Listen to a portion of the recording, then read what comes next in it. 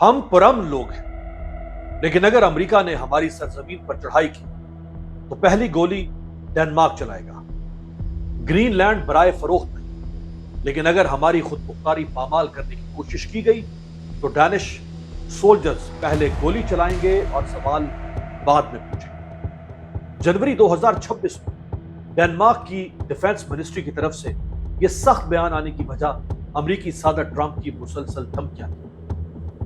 لاطینی امریکہ کے ایک آزاد اور خود مختار ملک وینزویلا کے صدر نکولس مادورو کے اغوا کے بعد امریکی صدر ٹرمپ کے حوصلے اتنے بڑھ جاتے ہیں کہ وہ کھلم کھلا دوسرے ملکوں کو بھی دھمکیاں دینے لگتے ہیں، حتیٰ کہ وہ گرین لینڈ پر بھی چڑھائی کا منصوبہ بناتے ہیں۔ ٹرمپ کی ان دھمکیوں پر ڈنمارک سخت رد عمل دیتا ہے۔ ڈینش اتھارٹیز بلا کسی خوف کے امریکہ کو وارننگ دیتی ہیں کہ ہمارا 1952 کا قانون ڈینش فوج کو یہ اختیار دیتا ہے کہ وہ حملہ آور فورس کے خلاف فوری جوابی حملہ کرے اور ہائی کمانڈ کے آرڈر کا بھی انتظار نہ کرے۔ امریکہ اور ڈنمارک میں یہ تناؤ اتنا بڑھ جاتا ہے کہ جنگ کے خطرات منڈلانے لگتے ہیں۔ یہاں اہم سوال یہ ہے کہ آخر ڈنمارک کی ریاست گرین لینڈ میں ایسا کیا ہے جسے حاصل کرنے کے لیے ڈونلڈ ٹرمپ بےتاب ہو جاتے ہیں؟ ایسا کیا ہوا تھا جس نے دو دوست ممالک کو آمنے سامنے لا کھڑا کیا؟ آئیے آج کی اس ویڈیو میں جیو پالیٹکس کی بساط پر اس طاقت کے کھیل کو گہرائی سے سمجھتے ہیں۔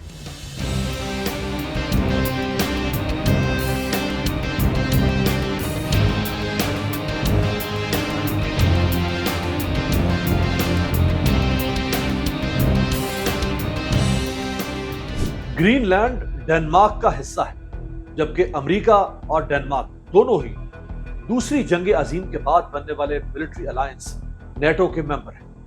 2026 کے آغاز سے ہی امریکی صدر ٹرمپ اور ان کی انتظامیہ کی طرف سے گرین لینڈ کو امریکہ کا حصہ بنانے کے بیانات سامنے آنے لگے۔ 6 جنوری 2026 کو وائٹ ہاؤس کی ترجمان کیرولائن لیوٹ یہ بیان جاری کرتی ہیں کہ صدر ٹرمپ کئی بار واضح کر چکے ہیں کہ گرین لینڈ کا حصول امریکہ کی نیشنل سیکیورٹی کی پرائرٹیز میں شامل ہے، کیونکہ آرکٹک ریجن میں امریکی مفادات کے تحفظ اور دشمن طاقتوں کو روکنے کے لیے گرین لینڈ کو حاصل کرنا امریکہ کے لیے نہایت اہم ہے۔ صدر ٹرمپ اور ان کی ٹیم اس اہم ہدف کے حصول کے لیے مختلف راستوں پر غور کرتی ہے۔ بطور کمانڈر ان چیف امریکی فوج کا استعمال بھی امریکی صدر کے لیے ہمیشہ ایک آپشن رہتا ہے۔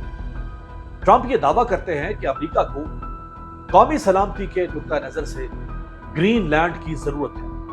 یہ پورا علاقہ روسی اور چینی جہازوں سے بھرا ہوا ہے۔ ٹرمپ نے 2019 میں اپنی پہلی صدارت کے دوران بھی اپنا یہ نظریہ پیش کیا تھا۔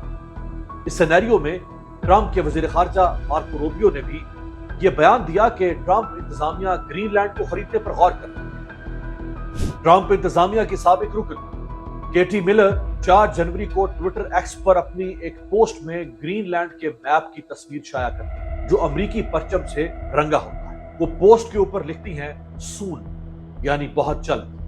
امریکہ کے گرین لینڈ کے حوالے سے یہ عزائم کھل کر سامنے آنے کے بعد ڈنمارک سمیت پورے یورپ میں تشویش کی لہر پیدا ہو جاتی ہے۔ یورپی حکام ایک دوسرے سے یہ سوال پوچھنے لگتے ہیں کہ امریکہ کا تو پہلے ہی گرین لینڈ میں ایک بڑا فوجی اڈا موجود ہے، تو پھر صدر ٹرمپ پورے جزیرے کو کنٹرول کیوں کرنا چاہتے ہیں؟ آئیے اب گرین لینڈ کی اسٹریٹجک لوکیشن اور اس کی غیر معمولی اہمیت کی وجوہات پر نظر ڈالتے ہیں۔ نارتھ پول کے وسیع و عریض علاقے میں پھیلا ہوا گرین لینڈ ڈنمارک کی بادشاہت کے زیر انتظام اور ڈینش دولت مشترکہ یعنی کامن ویلتھ میں شامل ہے۔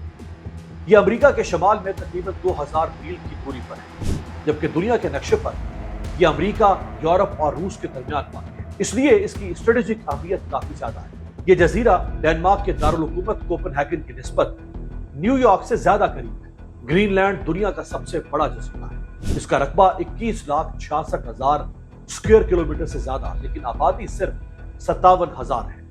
رقبے کے لحاظ سے یہ امریکی ریاست ٹیکسس سے 3 گنا زیادہ بڑا ہے۔ اس کے قریب ترین یورپی ملکوں میں آئس لینڈ شامل ہے۔ یہاں برف کی تہہ کی اوسط موٹائی 2 کلومیٹر سے زائد ہے۔ موسمیاتی ماہرین کے مطابق گرین لینڈ میں برف پگھلنے کی رفتار باقی دنیا کے مقابلے میں 4 گنا تیز ہے۔ اگر اس کی تمام برف پگھل جائے تو دنیا بھر کے سمندروں کی سطح 24 فٹ بلند ہو جائے گی۔ گرین لینڈ شمالی بحر اوقیانوس میں ایک اہم اسٹریٹجک مقام پر واقع ہے۔ मौसमियाती तब्दीलियों की वजह से यहाँ बर्फ तेजी से पिघल रही है और तवक्को है कि आने वाले बरसों में यहाँ जहाज रानी के नए रास्ते खुलेंगे। मुख्तलिफ रिसर्च में यह सामने आ चुका है कि ग्रीनलैंड जेर जमीन बहुत बड़ी मिकदार में कीमती मिनरल्स मौजूद हैं। ये मिनरल्स स्मार्टफोन्स, इलेक्ट्रिक गाड़ियों और मिलिट्री हार्डवेयर की तैयारी के लिए अहम है। इस हवाले से काबिल गौर बात यह है कि इस वक्त चीन की रेयर मिनरल्स की पैदावार अमेरिका से कहीं ज्यादा है। शायद यही बात ट्रंप इंतजामिया को परेशान कर रही है। इसी तरह इस जजीरे की बर्फपोश तहों के नीचे यूरेनियम और बड़ी मिकदार में तेल और कुदरती गैस के बड़े जखीरे हैं। ग्रीनलैंड का वसीओ अरीज जजीरा अमेरिका, रूस और यूरोप के दरमियान आर्कटिक दायरे में फैला हुआ है, जो इस इलाके की स्ट्रेटेजिक अहमियत को बढ़ा देता है। अमेरिका और कई दूसरे मुल्क 150 साल से ज्यादा अरसे से इस पर नजरें जमाए हुए हैं। ग्रीनलैंड में अमेरिकी फजाइया का एक बड़ा अड्डा मिथोफिक स्पेस बेस कायम। आबो हवा की तब्दीली के बायस जैसे जैसे बर्फ पिघल रही है और आर्कटिक के इलाके में शिपिंग का दायरा बढ़ रहा है, वाशी पहलू से भी इसकी अहमियत बढ़ रही है, क्योंकि कदीम चट्टानें जाहिर होने के बाद माइनिंग से नई इंडस्ट्रीज और नए कारोबार कायम हुए और ट्रेड को फलने फूलने का मौका मिला। इस जजीरे पर 14वीं सदी से यानी 14th सेंचुरी से डेनमार्क का कंट्रोल, तहम 1979 में ग्रीनलैंड को एक खुदमुख्तार इलाके की हैसियत हासिल हो गई। उसका अपना वज़ीर आज़म और अपनी हुकूमत है, लेकिन वो डेनमार्क की कॉमनवेल्थ का हिस्सा है, जो इसकी माली जरूरियात का एक बड़ा हिस्सा बर्दाश्त करता है। ग्रीनलैंड का कैपिटल नूक है। वहां के ज्यादातर लोग फिशिंग से वाबस्ता हैं। इस जजीरे में ग्रीनलैंड की मकामी जबान के साथ साथ डैनिश और इंग्लिश भी बोली जाती है। ग्रीनलैंड में हर साल 2 माह ऐसे भी आते हैं जब सूरज लगातार चमकता रहता है और ग़रूब भी नहीं। अगर ग्रीनलैंड की तारीख पर नजर डालें तो पता चलता है कि आज के ग्रीनलैंड के असल बाशिंदे इन्यूइट हैं, जो तकरीबन 1200 ईस्वी में यहाँ आबाद हुए। ग्रीनलैंड की मकामी जबान कालालीसूट है। स्कीमो दौर से ताल्लुक रखने वाली ये कदीम जबान न सिर्फ आज तक जिंदा है, बल्कि ग्रीनलैंड की सरकारी जबान भी है। डेनमार्क और नॉर्वे के कदीम बाशिंदे वाइकिंग्स 10वीं सदी ईस्वी में इस जजीरे पर आए। एरिक द रेड अपने खानदान और कबीले के कुछ अफराद के साथ नॉर्वे छोड़कर एक नई दुनिया की तलाश में निकलता है और फिर वो समुद्र के रास्ते आइसलैंड पहुंच जाता है। ये आइसलैंड में आबाद हुआ। उस दौरान एरिक द रेड पर एक कत्ल का इल्जाम लगता है और कबीला उसे जलावतन करता है, जिसके बाद एरिक कुछ लोगों के हमरा एक नई सरजमीन की तलाश में 985 ईस्वी में एक बहुत बड़े जजीरे पर पहुंचता है। ये जजीरा बर्फ से ढका, लेकिन वो दूसरे वाइकिंग्स को यहाँ आकर आबाद होने के लिए एक मार्केटिंग ट्रिक का इस्तेमाल करता है और वो इस जजीरे को ग्रीनलैंड का नाम देता है।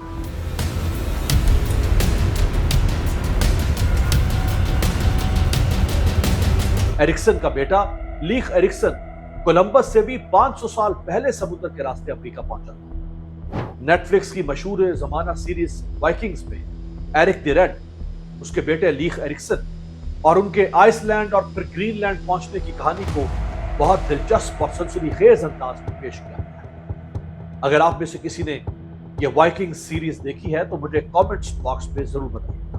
1721 में नॉर्वे और डेनमार्क के ईसाई मिशनरीज ग्रीनलैंड पहुंचते हैं और यहाँ ईसाइयत की तबलीग करते हैं। रफ्ता रफ्ता ये जजीरा डेनमार्क की एक कॉलोनी बन जाता है। 1776 में डेनमार्क की हुकूमत ग्रीनलैंड के साथ तजारत पर अपनी मुकम्मल इजारादारी कायम करती है। वो जजीरे के पोर्ट को गैर मुल्की जहाजों के लिए मुकम्मल तौर पर बंद करती है। दूसरी जंग अजीम के दौरान डेनमार्क पर जर्मनी का कब्जा हो जाता है, लेकिन ग्रीनलैंड को अमेरिका अपनी प्रोटेक्शन और कंट्रोल में रखता है। 1945 में अमेरिका ग्रीनलैंड का जजीरा डेनमार्क को वापस कर देता है। 1953 में किंगडम ऑफ डेनमार्क ग्रीनलैंड को बाकायदा अपनी सल्तनत का हिस्सा बना लिया। मई 1979 डेनमार्क इन जजीरों को खुद मुख्तारी दे देता है।